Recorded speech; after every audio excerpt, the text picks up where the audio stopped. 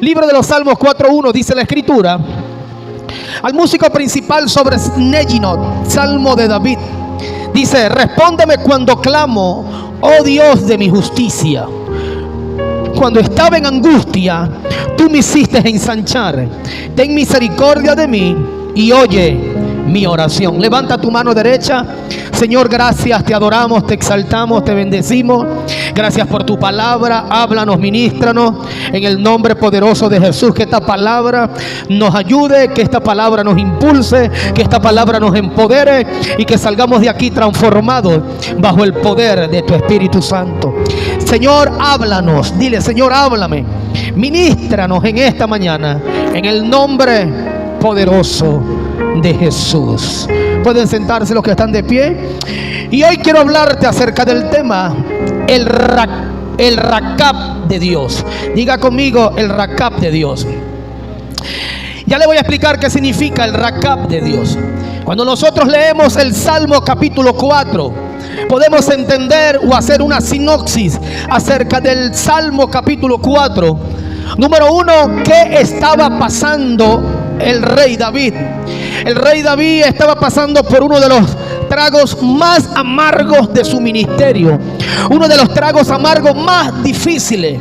David estaba acostumbrado a matar gigantes, David estaba acostumbrado a derribar gigantes, estaba acostumbrado a derribar o a derrotar filisteos, pero en esta oportunidad David no estaba derrotando ni enfrentando a un filisteo, ni un amalecita, ni a uno de los enemigos. Uno de los enemigos más terribles que pudo enfrentar David era su propio hijo. Los que tienen hijos pueden entender esto, que cuando un hijo te hace la guerra, gloria, como usted no lo ama, como usted le tiene aprecio, como es carne de su carne, sangre de su sangre, aleluya, usted no puede enfrentarlo ni puede matarlo. La Biblia dice que este hombre Absalón se levantó contra su propio papá, Absalón se levantó contra su propio padre, y dice la Biblia que David, para no enfrentarlo, para no matarlo, para no enfrentarse, porque David sabía que si lo enfrentaba lo iba a matar, David tomó una decisión trascendental en su vida. La Biblia dice que Absalón le robó el trono, Absalón se levantó en contra de él, y dice la Biblia que David, para no enfrentarlo, salió huyendo.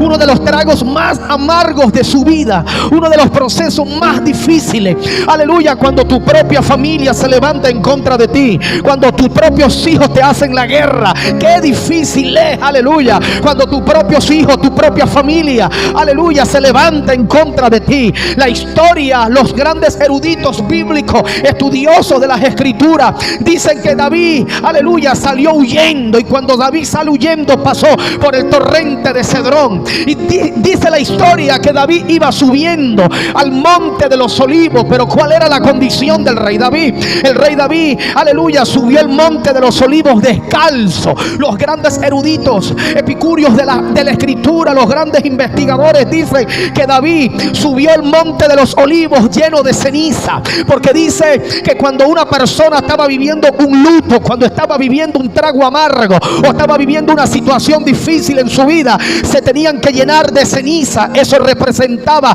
el luto en su corazón. David se sentía triste, David estaba viviendo por un trago amargo. Aparte de eso, los estudiosos dicen que David, cuando iba subiendo, se quitó la sandalia, en pocas palabras, descalzo, sin camisa, angustiado, desesperado, aleluya. Pero cuando leemos el Salmo capítulo 4 verso 1, dice la Biblia que David dice ahí en la palabra: respóndeme cuando clamo, oh Dios mío, tú eres mi justicia. En pocas palabras, David estaba diciendo: estoy pasando por este trago amargo, estoy viviendo esta situación difícil, estoy pasando por esta situación caótica, y David dirige su mirada a Dios, su oración a Dios. Dice: Señor, respóndeme. Aparentemente estaba viviendo un silencio, aparentemente David estaba viviendo un selá de Dios. Dios parece que Dios se había olvidado de él, parece que Dios lo había abandonado. Y David dice: porque cuando estaba en angustia, tú me hiciste ensanchar. Y esa palabra detonó mi espíritu. Cuando estaba en angustia, tú me hiciste ensanchar. Me detona mi espíritu cuando dice angustia, aleluya. Pastor, ¿qué es vivir momentos momentos de angustia. Vivir momentos de angustia es cuando nos sentimos que pasamos por momentos de depresión o cuando nos sentimos presionados, porque usted tiene que saber que las crisis, los problemas familiares, las adversidades, los problemas producen opresión en la vida del creyente, produce depresión, produce una tristeza profunda. David iba subiendo por el monte de los olivos descalzo, oprimido, depresivo, desesperado. Pastor, ¿qué es vivir momentos de angustia? Es cuando pasamos por una crisis que no sabemos qué hacer, qué decisión tomar. Pastor, ¿qué es vivir momentos de angustia? Es cuando pasamos momentos de desespero. David estaba viviendo momentos de desespero. David se sentía acorralado. ¿Por qué? Porque su propio hijo, su propia familia se había levantado en contra de él. Pastor, ¿qué es vivir momentos de angustia? Es cuando pasamos por una tribulación terrible que golpea nuestra alma. Pastor, ¿qué es vivir tiempo de angustia? Es cuando pasamos momentos donde no sabemos qué hacer, Dios mío. Por eso David dice: Señor, respóndeme. David estaba buscando una respuesta de Dios, pero lo que más me asombra que en medio de esa crisis, en medio de esa necesidad espiritual para que Dios le resolviera el problema, David dice: cuando estaba en angustia, tú me hiciste ensanchar. Y cuando yo me voy a la palabra, al término hebreo, el término hebreo es la palabra rabaca. Aleluya, rakab, rakab. La palabra rakab significa el momento cuando nos sentimos presionados, pero viene el ensanchamiento de Dios. Habrá alguien que adore a Dios. Cuando vivimos momentos de desespero, es allí donde Dios ensancha tu ministerio, es allí donde Dios ensancha tu vida. ¿Cuántos adoran a Dios?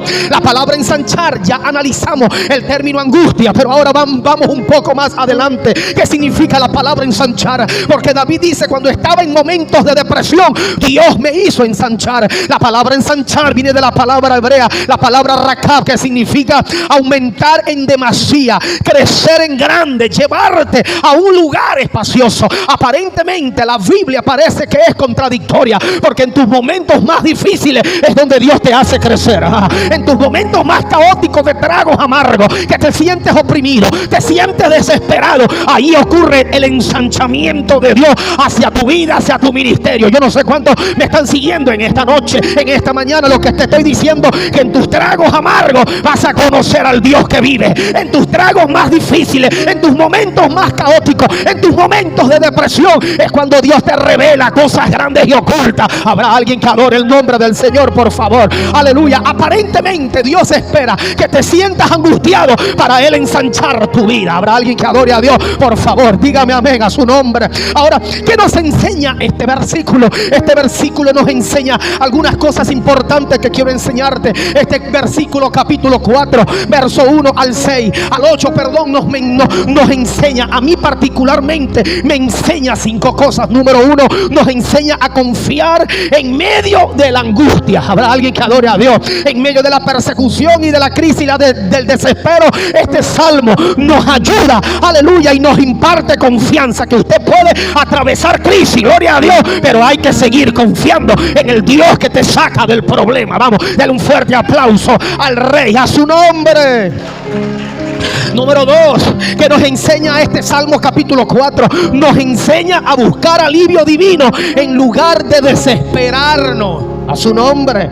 Nos enseña a buscar de Dios en las transiciones de la vida. Número 3, nos enseña a tener paz en medio de la adversidad. A su nombre. Número 4, nos enseña a orar en tiempos de guerra. David decía: Dios mío, respóndeme. David iba subiendo afligido, pero él le oraba a Dios, a su nombre, porque él conocía al Dios de la victoria. Él conocía al Dios que los podía librar.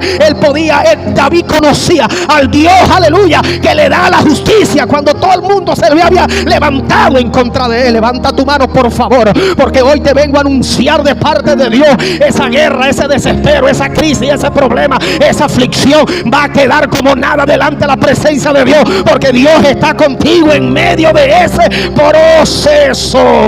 Dale un fuerte aplauso al Rey. Vamos, adore a Dios, adore la presencia de Dios, a su nombre. Número 5, nos enseña a creer en sus promesas a pesar de las circunstancias. Sigue creyendo a pesar de las circunstancias. No, sigue confiando en sus promesas. El Dios que te dio la promesa es el Dios que te respalda, es el Dios que cumple la promesa. ¿Cuántos adoran el nombre del Señor? Dígame amén. Yo no sé la crisis que estás pasando, la opresión que estás viviendo, pero Dios te sacará de gloria en gloria y de triunfo en triunfo. Habrá alguien que adore a Dios. Esto cabe entender que las crisis en la vida te acercan a Dios. Los problemas no vienen a tu vida para alejarte de Él, no, es para que usted dirija la mirada en aquel que te llamó.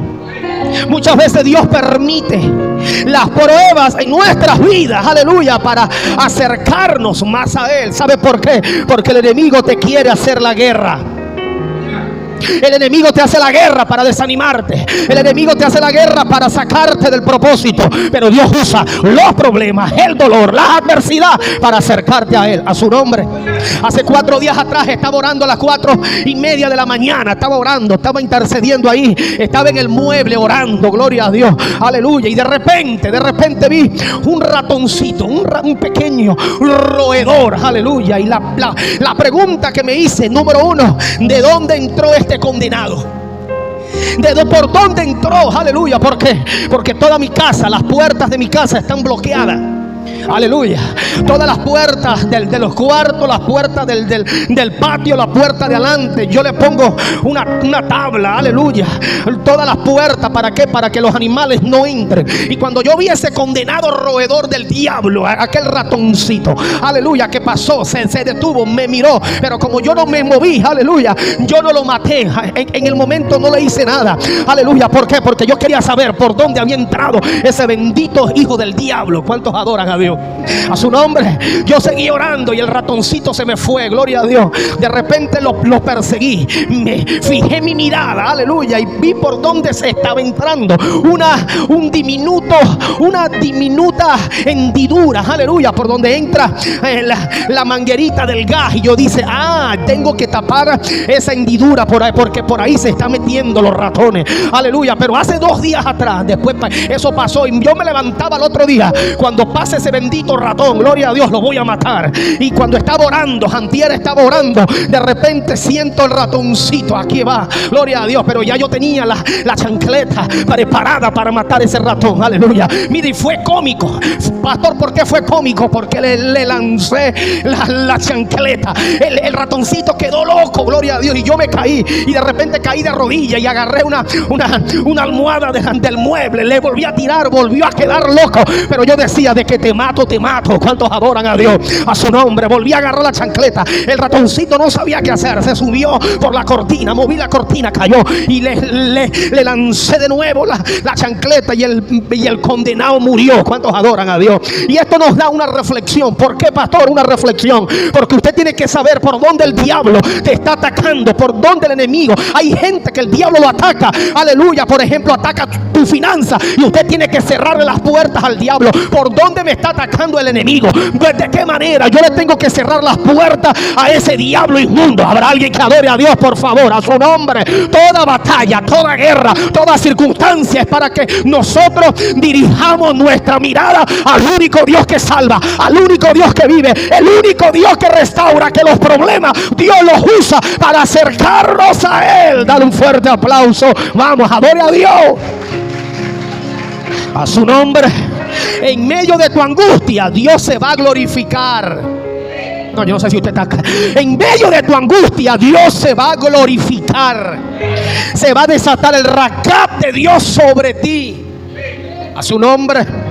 Ahora, la angustia, diga, la angustia. No, pero vamos, anímeme a predicar. Diga, la angustia tiene 10 principios catalizadores. ¿10 principios qué? 10 principios catalizadores. Porque Dios permite las angustias en nuestras vidas. Porque Dios permite los procesos y las adversidades. A su nombre. Porque a través de las adversidades, de las crisis de la vida, de los problemas, del desespero, de la opresión, Dios desata el rakab de Dios. A su nombre. Es cuando Dios te ensancha. Primer principio. Vamos, levanta tu mano, por favor, que me están dando ganas de predicar. Primer principio. El nivel de tu angustia determinará el nivel de tu rakab ministerial. A su nombre. Pregúntale a Jabes. Jabes, su nombre significa dolor. Jabes significa dolor. dolor. Dice la Biblia que su mamá le puso dolor, pero Jabes convirtió el dolor en victoria. Habrá alguien que adore a Dios. Dime, cuando una persona pasa por crisis pero sigue agarrado de Dios, es allí donde ocurre el ensanchamiento. La Biblia dice que Dios le otorgó lo que le estaba pidiendo y Dios ensanchó su ministerio, ensanchó su vida. Yo vengo a decirte que a través de la crisis Dios te va a ensanchar, Dios te va a bendecir, Dios te va a proveer, vas a crecer. Dios mío, habrá alguien que diga amén, alguien que me provoque, por favor. Las aflicciones presentes no son comparadas con la gloria que viene para ti. Habrá alguien que diga amén, por favor. Muchos venezolanos nos preguntamos por qué hemos tenido que vivir tanta crisis, por qué hemos tenido que vivir. Es que Dios viene un ensanchamiento para Venezuela poderoso. Habrá alguien que diga amén, aleluya. Viene un ensanchamiento en todas las noticias mundiales, aleluya, de todos los países. Tenían los oídos puestos en Venezuela. Malas noticias y malas noticias, y crisis y hambre y necesidad, aleluya, falta de gasolina, falta de recursos, falta, pero viene ensanchamiento para nuestra tierra. Habrá alguien que diga amén, por favor. Da un grito de guerra. Viene ensanchamiento. Aló, viene ensanchamiento. No, viene ensanchamiento. Déjame decirte que los grandes empresarios de todo el mundo ya están viniendo a Venezuela. Los grandes millonarios del mundo tienen su mirada en Venezuela. Aleluya. ¿Cuántos adoran a Dios? Dígame amén, por favor. Porque la crisis no es para toda la vida. Dios nos está ensanchando poco a poco, pero veremos la gloria de Dios. Dale un fuerte aplauso al Rey. Segundo principio, vamos, diga conmigo, segundo principio catalizador acerca de la angustia. Si mayor es el proceso, mayor será la gloria. Si mayor es la angustia, mayor será tu rakab espiritual, tu crecimiento espiritual. Aló, a su nombre. Pregúntale al pueblo de Israel. El pueblo de Israel, dice la Biblia en Éxodo capítulo 1 verso 12, que mientras más oprimían a Israel, más se multiplicaba. No, yo no sé si usted lo cree. Mientras más oprimía al pueblo de Israel, ellos se multiplicaban. Aló, Dios usa las angustias de la vida para provocar multiplicación.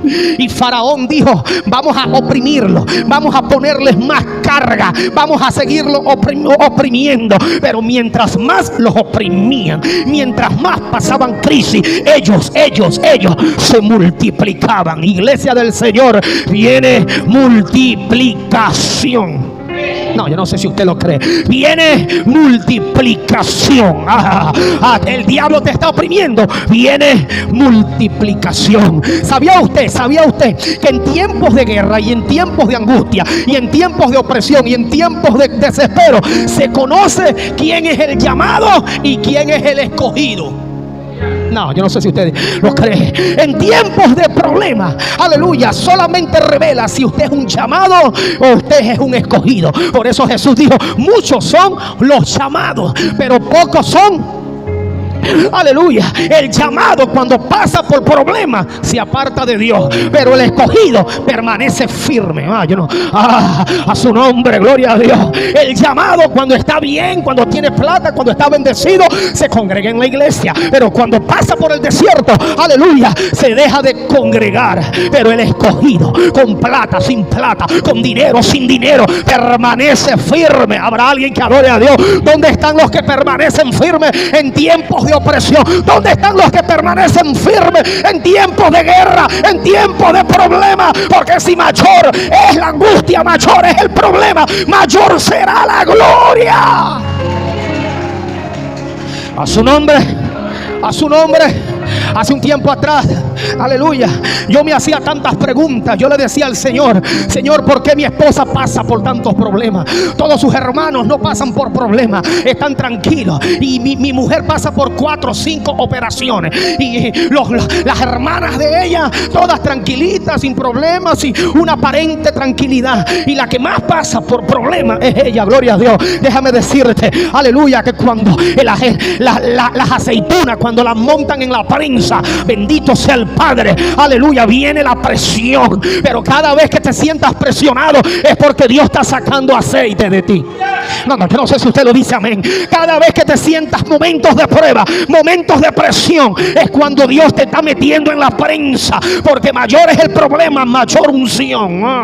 Mayor unción es, levanta tu mano. El Padre te dice, estás pasando por problemas, estás pasando por crisis, estoy sacando aceite de ti, te estoy desatando unción. Te sientes presionado, hay unción sobre ti. Por eso usted le tiene que demostrar al diablo que usted no es un llamado, usted es un escogido de Dios. A su nombre. Muchas veces nosotros los pastores visitamos, llamamos, buscamos, nos preocupamos por la gente. Aleluya. Pero también tenemos que entender que hay gente que es llamada y hay otros que son escogidos. Los llamados se congregan por un tiempo, pero los escogidos permanecen firmes. Los llamados están por 1 año, 2 años en la iglesia, pero los escogidos permanecen aquí sirviéndole a Dios. Habrá alguien que diga amén a su nombre. ¿Dónde están los escogidos? Levanta tu mano. Los escogidos son los que están, aleluya, en tiempos de guerra. Son los que permanecen firmes en tiempos de angustia. Aleluya. Señor, hay muchos de ustedes que están en la prensa, pero Dios te está sacando aceite. Dar un fuerte aplauso al Rey. A su nombre. Número 3, la angustia es la catapulta que el Padre usa para llevarte a un mayor rakab espiritual. Esto nos habla de una expansión ministerial, una expansión de la visión. A su nombre. Pregúntale a José. José pasó por el rakab espiritual, 14 años de proceso. Muchos historiadores dicen que fueron 13 años. En esos 13 años de desierto, 13 años de dolor, 13 años de quebranto, aleluya, donde fue llevado a la cárcel injustamente, donde fue desechado por sus hermanos, donde fue vendido por su misma familia, pero al final Dios cumplió la promesa. Habrá alguien que diga amén, por favor. Estás pasando tiempo de angustia, aleluya, esa es la señal que vas para arriba, porque tu destino no es la cárcel, tu destino es el palacio. Cada vez que Dios tiene algo grande contigo, el diablo te va a tirar con toda. ¿Aló? Cada vez que el diablo sabe que Dios tiene algo grande con una persona, bendito sea el Padre, te va a lanzar con toda. Pero los que permanecen firmes son los que tienen propósito. Número 4, la angustia solo es un instrumento de Dios para formar en ti el carácter. Los procesos te forman.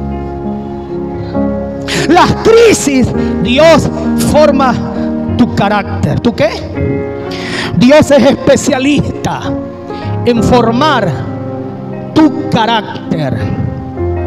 Por eso cuando Dios llamó a David, o pregúntale a David, David en su momento de angustia, dice la Biblia que fue ungido. Pero esa unción no le trajo aplausos, esa unción no le trajo seguidores, esa unción le provocó persecución. Porque la unción, número 1, provoca críticas y persecución. Dice la Biblia que salió huyendo, y cuando sale huyendo, siendo perseguido por Saúl, se escondió en la cueva de Adulán. ¿Sabe usted cuál era la diferencia entre Saúl y David? Que Dios le entregó a Saúl valiente, pero de Saúl los convirtió en temeroso. A diferencia de David, que Dios le entregó temeroso, pero Dios los convirtió en hombres valientes. Y David se metió en una cueva. Aleluya. En la cueva no estaban los altos generales, en la cueva estaban gente del vulgo, pero David formó a los verdaderos guerreros. A su nombre. Habrá alguien que diga amén, por favor. Y David salió con un ejército de hombres entrenados en la guerra, porque en los momentos de depresión Dios está formando en ti un verdadero guerrero. ¡Aló! Número 5, la angustia que el diablo usa para detenerte, el Padre lo usa como formación hacia tu próxima expansión de fructificación ministerial. Pregúntale a Yecté. Yecté era hijo de una mujer ramera. Su misma familia lo botaron, su misma familia le dieron la espalda. Pero cuando se levantaron los filisteos, la misma familia, la misma gente del pueblo dijeron: vamos a buscar a Yecté. A su nombre, gloria a Dios. Porque los verdaderos guerreros se forman en la batalla. Los verdaderos gente de guerra, los que están firmes, los que no se apartan, bendito sea el Padre, no son movidos por el desprecio, no son movidos por el menosprecio, porque ellos saben para qué fueron llamados. Aleluya, levanta tu mano, porque yo no vengo a hablar con gente pusilánime, yo vengo a hablar con los verdaderos guerreros del reino, que pasan crisis, pero están allí batallando la batalla.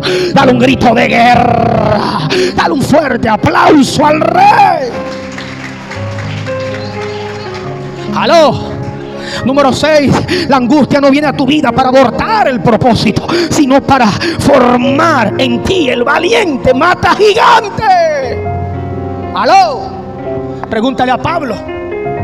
Pablo iba preso en el barco y se levantó una furiosa tempestad. Y en medio de esa furiosa tempestad se le aparece un ángel de Jehová. Y el ángel de Jehová le dijo: no temas, Pablo, aleluya, no temas, porque yo voy a cumplir, Dios va a cumplir el propósito en ti. Las tempestades de la vida solo revelan una cosa: el Dios que te respalda. Dale un fuerte aplauso al Rey, a su nombre. Las tempestades no podrán matarte. Número 7, la angustia es la catapulta que el Padre usa para ensanchar tu ministerio y llevarte a tu destino profético. ¿Aló? Por eso pregúntale a Isaac.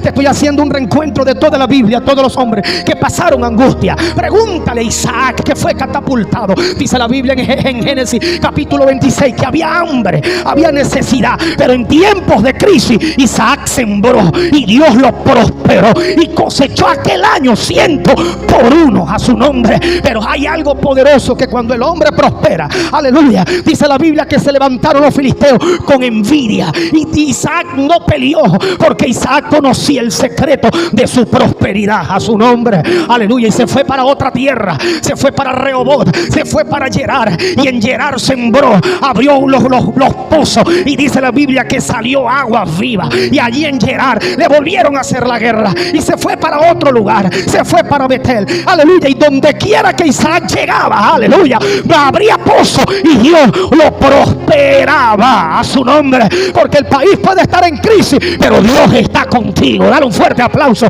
al Rey. Vamos, adore a Dios.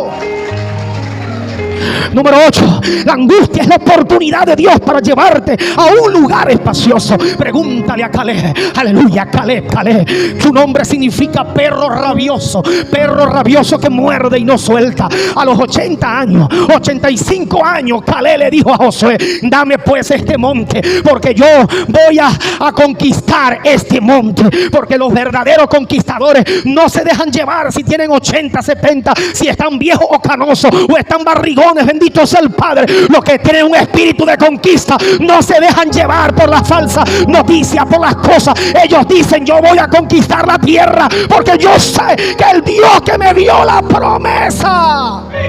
Número 9, la angustia solo es la carretera que te pavimenta el camino hacia tu fructificación ministerial, a su nombre. Pregúntale a Ana, dice la Biblia que no tenía hijos. Penina, su mujer, le hacía la guerra. Penina se burlaba de ella, Penina la criticaba, pero ella comenzó a buscar a Dios, aleluya. ¿Saben por qué? A los hijos de Penina no marcaron historia, pero lo que Ana llevaba en el vientre era el profeta Samuel, a su nombre. Lo que Ana llevaba en el vientre era un verdadero profeta. Por eso el enemigo le estaba haciendo la guerra. Pero dice la escritura que cuando Samuel creció, nació en el templo. ¿Cuántos adoran el nombre del Señor? Porque lo que hay dentro de ti es más grande de lo que otros tienen. No, yo no sé si usted lo cree. Y número 10, levanta tu mano, que esto sí te va a reventar la cabeza. Número 10, la angustia es el trampolín que Dios usa para multiplicar tu llamado. ¿Aló? Pregúntale a Jacob, Dios mío, pregúntale a Jacob en sus momentos más de crisis, en sus momentos más caóticos. Dice que peleó con el ángel, y cuando pelea con el ángel, Jacob estaba determinado a ser bendecido. Jacob no se dejó llevar por una experiencia, por una experiencia que había salido el sol. El ángel le dijo: suéltame, y Jacob le dijo: si no me bendices, no te suelto. Porque los verdaderos guerreros no sueltan a Dios, le dicen al Padre: bendíceme, no te suelto hasta que me bendiga. A su nombre. Estás pasando por crisis. Por eso te hablé de José, por eso te hablé de Ana, por eso te hablé de David, por eso te hablé de Jefté. Todos estos hombres en la Biblia tuvieron una cualidad poderosa. Pregúnteme qué, pastor. Tuvieron determinación. ¿Tuvieron qué? Determinación. Ahora, usted tiene que saber algo ya para terminar. Vamos a ser afligidos. Vamos a ser procesados. Vamos a ser oprimidos. Vamos a pasar por crisis. Vamos a pasar desierto. Pero Dios te está formando, te está haciendo crecer. Los problemas te hacen crecer. Por eso muchos de ustedes, cuando estaban pequeños, cuando comenzaron a caminar, se dieron golpes en las rodillas, se dieron trancazos en la cabeza, se dieron bolichazos en la frente. Muchos de ustedes hasta le agarraron puntos en la cabeza, hasta se doblaron un pie. Pero usted aprendió a caminar, porque el ser humano fue diseñado no para quedarse en el piso. El ser humano fue diseñado para recibir golpes, procesos, pero hay que volverse a levantar. Hace un tiempo atrás estaba viendo Animal Planet y estaba viendo cómo dan a luz las jirafas. Cuando las jirafas dan a luz, no se tiran en el suelo. Las jirafas dan a luz de pie, abren las patas, y de aquella altura, 2-3 metros, la mamá jirafa comienza a pujar. Y la primera pregunta que me hice: si esa jirafa cae en el suelo, se va a matar. Y la jirafa estaba pariendo. Y yo decía: cuando caiga la jirafa se va a dar un golpe muy fuerte, se va a morir. Ese era mi análisis. Y de repente, cuando la jirafa da luz, ¡pah!, cayó en el suelo aquella jirafita sin fuerzas. Pero la jirafa tiene un modelo terrible. Pastor, ¿cuál? La jirafa, cuando da luz, le cae a patada al hijo.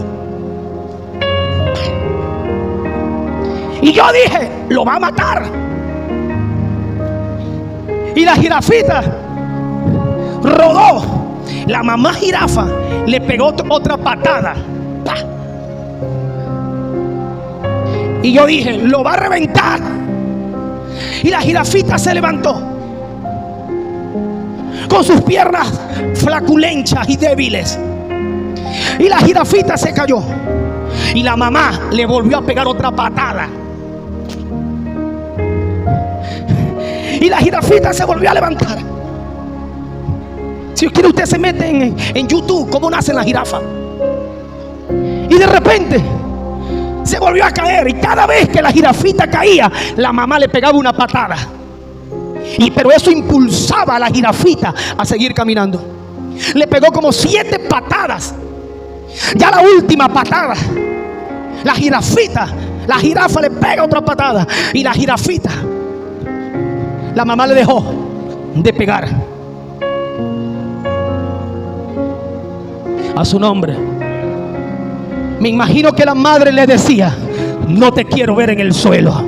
Tú no naciste para vivir en el suelo.